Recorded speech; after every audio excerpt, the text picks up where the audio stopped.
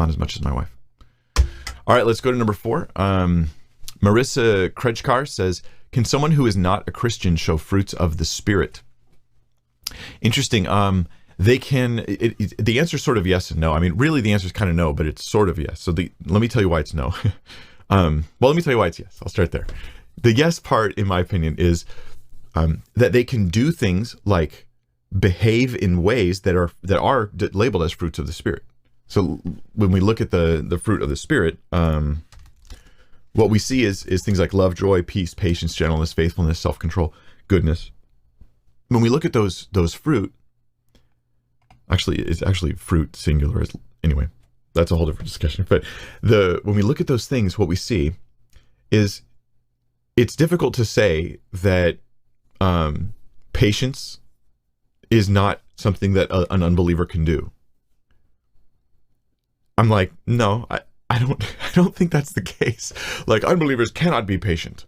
They simply cannot be patient. Their patience will never happen with an unbeliever. And that's like, no, I don't think that's the case. I think that's weird. And if you feel like you have to say that because patience is a fruit of the Spirit and the unbelievers can't have fruit of the Spirit, so then therefore they can't be patient. I think that that's incorrect, okay? But what they can't do, so they can't be patient, but what they can't do is be patient as a fruit of the Spirit. You catch that? It's the source. You could be patient, but it's not the fruit of the Holy Spirit within you, the way it is with a Christian.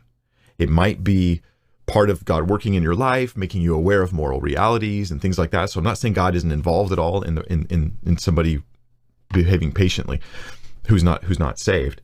But I'm saying I don't think it's a fruit of the Spirit, because the fruit of the Spirit is different than that. And so let me take you to a verse that kind of supports this. And by the way, we have all of our questions. I got all 20 questions filled up for today, so I'm walking through them now one at a time. And I will be doing next week is going to be I'm switching my schedule. So next Friday I'm doing a Q&A, and that one will be, and then will be every other Friday after that until something else gets in the way. But that one will be for non-believer questions. So prepare yourself now to ask questions that you don't have to be a non-believer to ask them, although I'm excited to have non-believers asking questions. But questions you get from non-Christians, questions you have that feel like that kind of a question, that's going to be the focus for next Friday. Non-believer Q&A is the idea here. So the fruit of the Spirit here is love, joy, peace. It's the fruit, it's the result, it's the outgrowth of what? The Holy Spirit in your life. Then it says, if we live in the Spirit, let us also walk in the Spirit. And so we're talking here, the fruit of the Spirit is not just a general work of God in human lives. It's rather the work of God in the life of the one who lives in the Spirit, as in the saved person. So the short answer, unbeliever can have things that are labeled the fruit of the Spirit, but they aren't actually the result of living in the Spirit. An example of this in your life is simply this.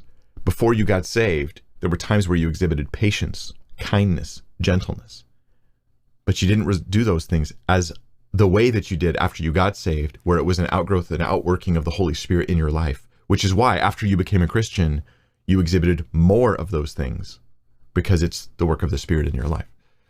That's my best understanding of that.